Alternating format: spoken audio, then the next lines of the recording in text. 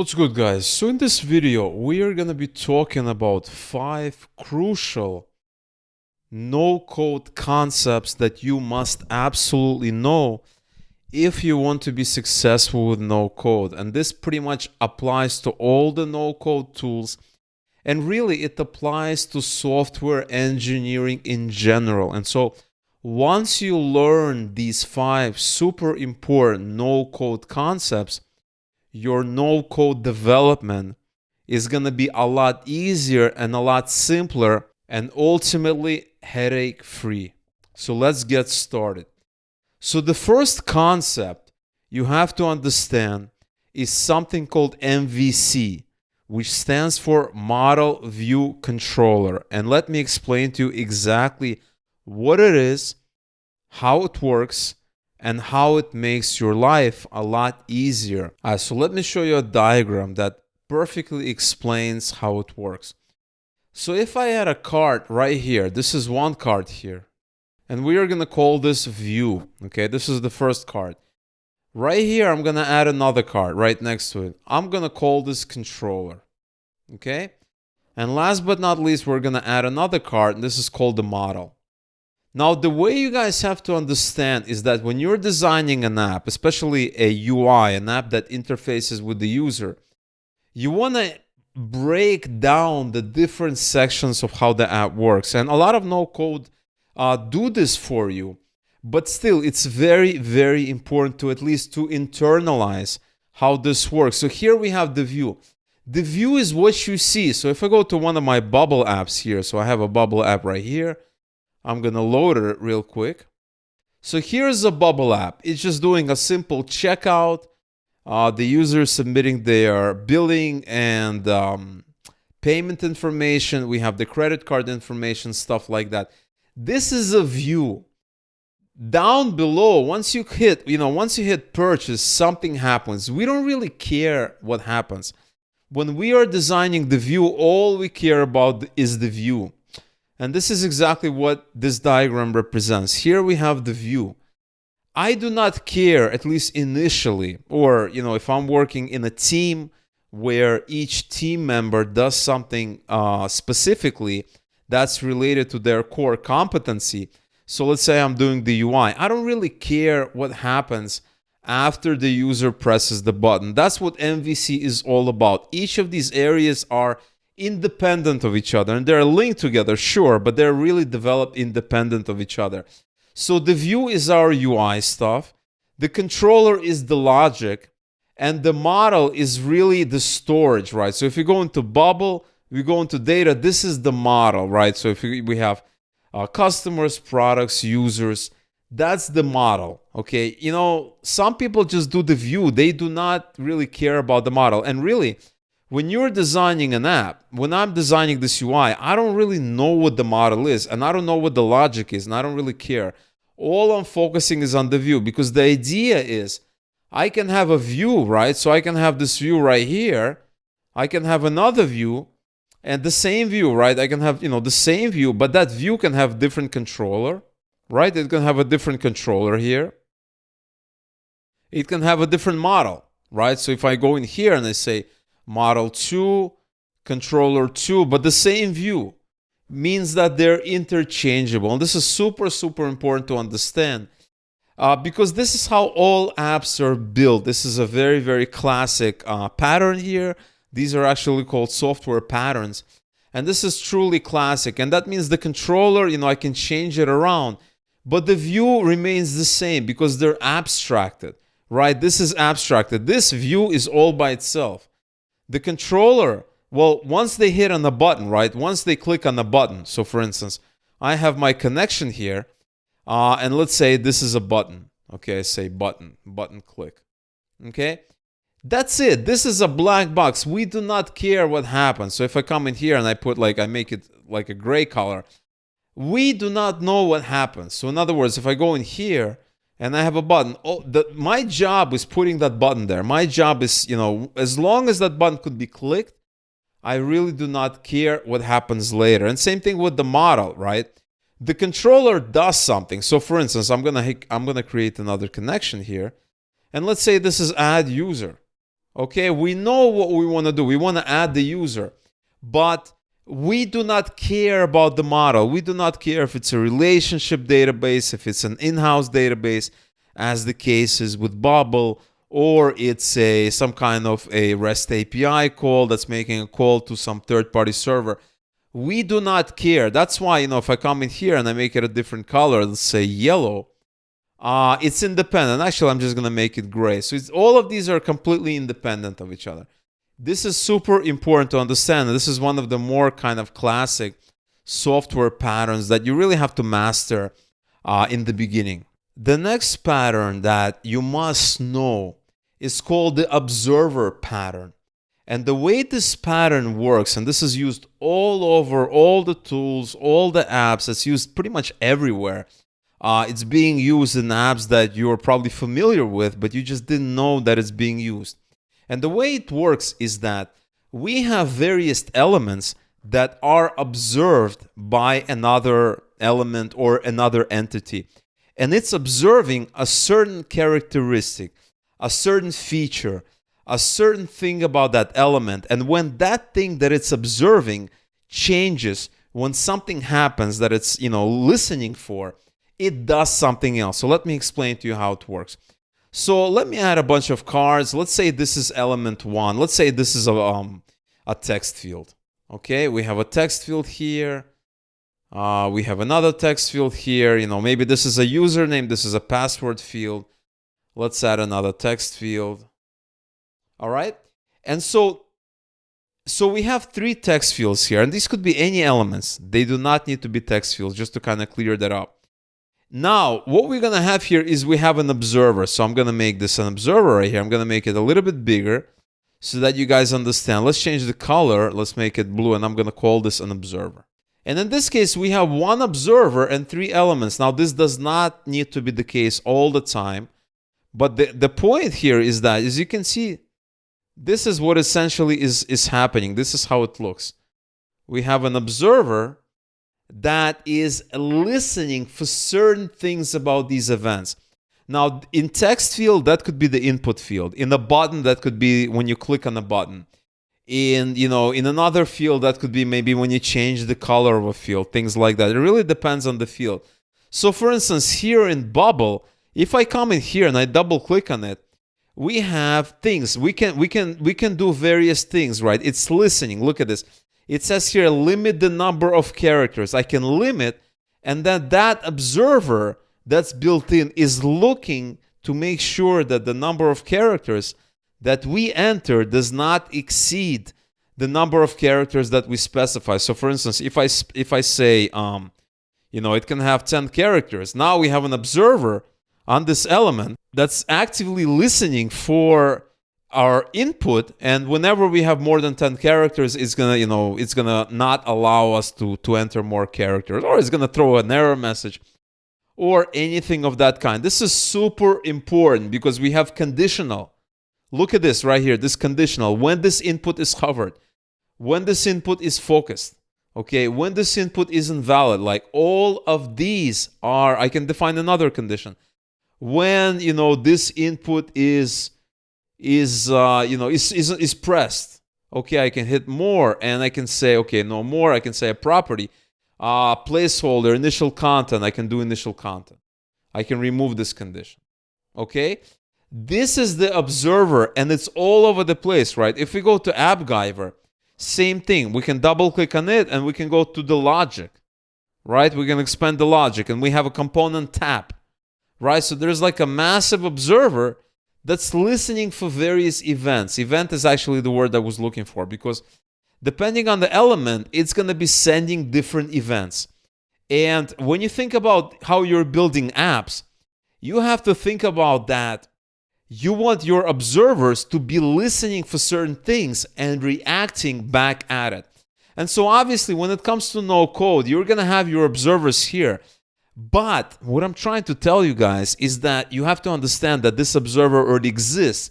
So if you want to make your app very interactive, very interesting, you want it to respond to input in certain ways, you want it to do cool things, you can use this pattern that's already built into these no-code tools, and you can utilize it, you can leverage it, and it's going to make a huge difference. The next important concept that you need to understand is called the notification pattern, okay? And the way this works is that, let me explain to you how this works. So let's say we have some kind of a workflow. This is a beginning of a workflow in Bubble, in Appgyver, this could be Logic. It's all the same pretty much, it has different names. And we have another stage of a workflow, okay? We have another stage, and let's say this is step 1, step 2. This is step 1, right? I'm going to call this step 1 here. All right, and then we're going to have another one. Let's get another card right here, and we're going to call this step 3. Now, the way it can work, there are two ways that this workflow can be invoked or executed. Is that we manually execute it right here. We take this workflow and we run step 1, and then step 1 is going to run step 2, right? It's going to run step 3 here. It's going to do all that. Or we get some kind of a notification, meaning that this thing does not run. I mean, it can run manually by us, but it can also respond to an external notification. So for instance, we have this external event. I'm going to make it bigger, and I'm going to say notification. All right, and then we have a connection. So either we can invoke this thing manually like this. So let's say this is manually here. And I say, okay, manually. All right, there you go. Let's make it a little bit bigger. All right, either we run it manually or there's a notification that's sent that starts the flow of these things. And this happens all the time. For instance, I was building this kind of Stripe example. And the idea is, we have our basic input form, when the user is ready to purchase something.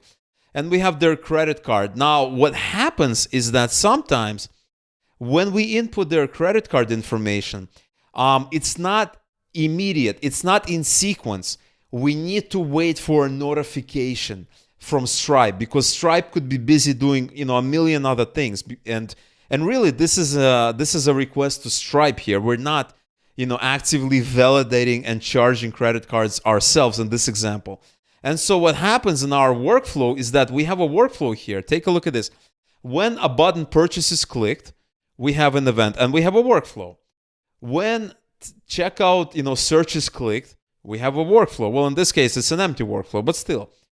When Stripe token A has been created, this is an event that's sent from externally. This is not, this thing we do manually here, right?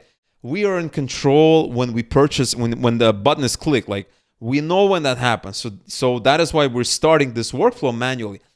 But when the Stripe token A has been created, that is when Stripe is doing it, right? We do not control that. That can happen. So for instance, if we go back to this app here, if we hit this button purchase, that can happen immediately, meaning like in a second. Or that can happen in 3 seconds, or that can happen in a minute. We have no control when that happens. In my testing, I realized that typically it happened in about 3 to 4 seconds. But we cannot, we do not control it. That is why when we go to the workflows here, this event is external. We are not executing this event. So in this diagram, this is a notification, okay? Very, very important to understand. And the same thing with Appgyver, it has the same exact flow. When we get an external event, when we get data somewhere, when we define that data and we get it. So Bubble knows about it because we're using something called the Stripe token. Basically, we tell Bubble that we're using a third-party library, and Bubble understands the kind of notification that library will be sending to us potentially. It knows about it, and that is why we can define it in a workflow in a way that it doesn't come from us. It comes from somewhere else. And this is the all-important notification pattern. And maybe when I did a couple of videos back, when I talked about Stripe, when I talked about building this kind of an e-commerce app, taking payments with Stripe, a lot of you asked me like, okay, where does the Stripe token get created? How does it come into play? Well, it comes into play using the so-called notification pattern. And this is very important whenever you need to be dealing with data that comes from somewhere else, when you have no control about that data, when you need to send a request and you don't know when that request is going to be finished. Or, if it's going to be finished at all. Maybe it's going to be finished in a day, or maybe it's going to be finished in an hour, or maybe it's going to be finished immediately. You do not know. In this case, you need to understand the notification. The next concept you definitely have to master is the async pattern. Async stands for asynchronous, and this is the opposite of synchronous. So let me explain to you how it works. When you're doing work, and I'm referring to the logic in Appgyver or workflows in Bubble, but in any case, this is logic, right? This is kind of the third thing in our MVC pattern. That's the controller, that's the logic, that's the work that's happening. That is, when the user clicks the buy button, and we go out and we run their credit card, we do all the logic. Maybe we input a record into a database. But before we do that, we're doing logic. This is kind of the key here. And in a synchronous pattern, right, we have our events here. So let's say this is step 1, or let's say this is event 1. Actually, no. So let's say this is step 1. Okay, and we're going to copy that. This is step 2. We're going to copy that. This is step 3. And this is step 4. And let's say we drag all of that down, fix it up nicely. Okay. Now, what we're going to have is we're going to have the start, right? So I'm just going to call this start. And basically, our workflow is initiated from this point. So what we do is we hit start, and then we have step 1, step 2, we have step 3, we have step 4. This right here is an example of synchronous flow. We run this. When this finishes, it comes to here. When this runs and finishes, it goes to here, and etc., etc. This is a synchronous flow. It's one way of doing it. Another example that could be done is called an asynchronous flow, or async for short.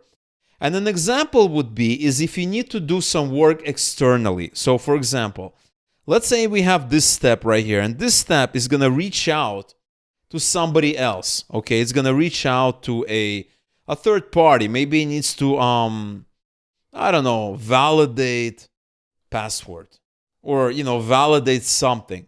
And this thing, we do not know when it's going to finish its work. We do not know when it's going to be finished. This is called asynchronous because this is doing, but we're not waiting on this to finish. Meaning we can continue our work, and when this is done, we can just get the result here.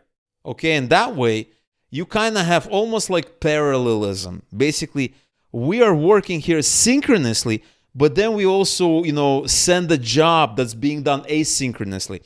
And the reason it's called asynchronously is that because we're not waiting on this job, right? Synchronously is waiting for something, right? So for instance, let's say I go to a store and we're doing shopping and there's me and somebody else. Let's say there's me and my friend. There are two people.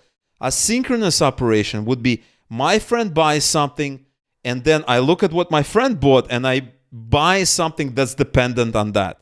So let's say he bought milk, I buy cereal. He bought chicken, I bought sauce. I look at what my friend is doing and I only could do my job after my friend did his job or her job or whatever. In asynchronous, we enter the store together, but we split up.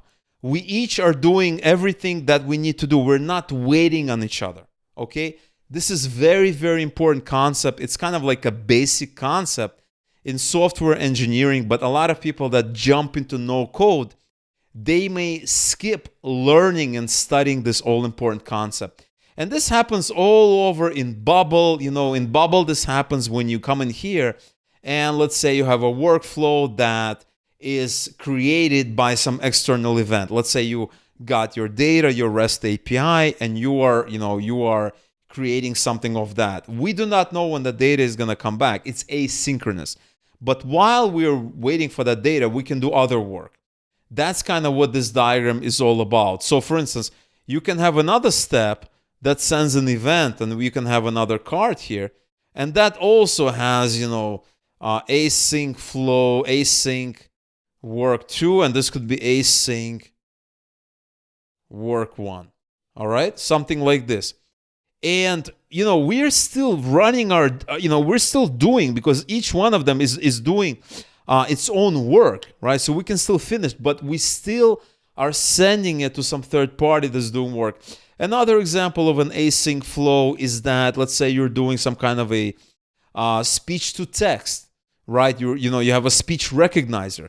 That's going to be asynchronous because you're going to be sending it to a third party, and we don't know when the third party is going to be done. It's not going to be done right away, right? Because we have no control of it. It might be done, right away. It could be done in 10 seconds, depending on the job, depending on how busy that server is, that web service is, right? That's called an async pattern. So every time you need to do something more complex, you're relying on third-party services. You need to do something, but you don't want it to block, right? There's something called blocking and non-blocking. This is blocking because each step is waiting for the previous step. This is not blocking because when we send it, this thing is not waiting. It sends and it's done. It continues to the third step. This thing sends and then continues. And then this thing over here waits for these to finish because it needs to compute something with the result of these two. That's called an asynchronous workflow. You're going to see that all over the place.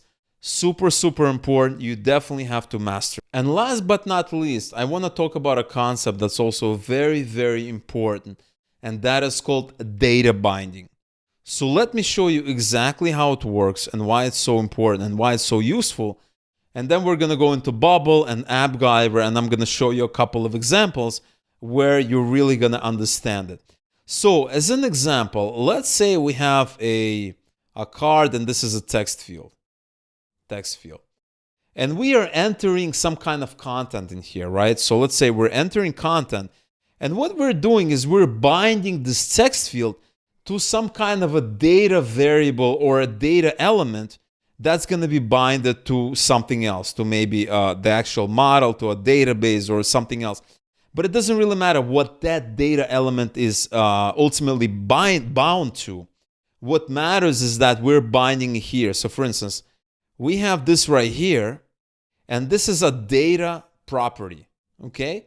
So every time we modify the text field, we are modifying the data property. And this is very common in Appgyver. Appgyver loves these bindings. It loves this stuff. So for instance, we have this thing, and here you have your binding, right? It's binding to content, current recovered. So in this example, you don't have to worry about what current recovered means. But what you have to understand is this value is a read-only value, but it's bound to this thing. So if you go in here, we go to data item in repeat, we pick current, and we pick an actual property here. So it says here, select binding type. You see that? We want to bind to a static value, to data and variables, to formula, component properties, data item in repeat. Appgyver is really, really big on data binding. Another tool that's really, really big on data binding is backendless, that I have a video on. You can search on my channel. But see, it says here, select your binding type, and we have data item on repeat, and it says recovered. So we're going to go to recovered, okay? And we're going to hit save. Now it's bound to it. Now there are different kind of ways to bind things. So as I just showed you in Appgyver, that's called a binding that works like this. That's a read-only binding. So what that means is that the data that's shown here, you cannot modify it. Because in this example, we're not modifying. It's a label. It's not a text input field. So here, what it's basically doing is we're saying this text field is bound to this data property, and whatever the data property is from that, from the underlying database, that is what's going to be shown. We cannot modify it. But there are many other ways of doing it, right? So for instance, if I take this thing here, and let's say we have this is our original relationship, but we can also have a different relationship. We can have a relationship that looks something like this. In this example, every time, we have an input field, and every time we modify it, it automatically updates the data property, right? That's That's a, a one-way relationship, that way. That's a writable relationship. And then obviously we can also get the value, right? Because initially we are reading the value. And when we are modifying it, we're writing it back. But initially we need to read a value. So in this example, it's a bidirectional relationship. In this example, it's a unidirectional relationship. And this is probably one of the most important concepts that you can understand. Because for instance, in Appgyver, as you can see, if you come in here, it's using bindings all the time. And remember the first point that I talked about, that first crucial thing that you have to understand, that crucial concept was MVC, Model View Controller, and binding is how everything is tied together. So if you go in here, you have your view, and then you have your model here, right? And they're tied together using bindings. And you also have code in here, your controller somewhere in the middle as well. But in a simplified view, you have your bindings. Very, very important to understand. With Bubble, it's a little bit simpler. If I go into my design, I can double click on this and I can do so it says here, it says name, and I can, delete all this, and I can say, well, we have name, which is a static kind of field, but I can insert dynamic, and I can bind it to, get an option, do a search for user, whatever, where username is blah, blah, blah, and that becomes a binding. That becomes an example of this binding right here, right? Because this is actually a read-only field. This field, on the other hand, you can do a bidirectional binding. You can have an initial value, and then when you're changing stuff, right, you go to conditional, it says you can create another condition when, and so you can have some kind of an input here. And then when the input is changed, you can write it to your database. You can immediately change it, and that would be your bidirectional relationship. So when we're talking about MVC, our model view controller, it's a very complicated thing because we have the view, we have our data, and we have a controller here, right? And this controller is like, right here somewhere in the middle, and that's like a broker. It's basically doing things according to what the user wants to do, right? Or according to the data we're getting. So I'm just going to put controller here. But a much simplified way of looking at it is using the data bindings, right? So with data bindings, you don't really need a controller. All you really need is the view and the model, because the bindings is kind of like a built-in controller, right? So for instance, when we go to Appgyver, we have our binding, but we don't need to do any of the logic, right? We don't need to do anything. We don't need to touch the logic. And that's kind of why I like Appgyver so much, right? If it's a simple data binding, all we need to do is create a binding. See, it says there, currently bound to data variable. It says here, currently bound to data item in repeat, right? It's bound. We don't need logic. We just create a binding, and the underlying system takes care for us displaying the data, reading it, right? Like in this example, just reading it. Or if it's a bidirectional relationship, displaying the initial value, reading it, and then writing it back if that value is changed or some other event happens. So this is very, very important concept. You have to master it. And really, you have to master all of these 5 concepts because it's going to expand your abilities. It's going to remove some of the limitations you may have when you're developing apps, because that way now you understand what's available to you. Are you going to be using MVC? Yes, you're going to be using MVC. What about the observer pattern? You're going to be observing change, if something is changed, if something is clicked. Yes, you're going to be doing that because it's going to allow you to create a much more dynamic and a lot more comprehensive app. What about async pattern? Asynchronous, of course. You want to do your work sequentially, but sometimes you want to hand it off to somebody else, but not block. Let it work and keep working on yourself, and then get the result somewhere down the line when that result is available. And same thing with data binding, right? You don't need to create a crazy controller that's doing it for you. A lot of these tools, you can bind data, right? So all of these concepts are super, super important, and you will do yourself a great service by understanding them, by learning them, and ultimately mastering. All right, guys, so that is what I wanted to talk about in today's video. I really, really hope you've gotten value there. Let me know if you have any questions below. I would love to help you out. If you enjoyed this video, make sure you smash the like button. Really, really helps the channel. And also don't forget to subscribe if you're interested in everything and anything related to no code. Thanks a lot for watching, and I will see you next time.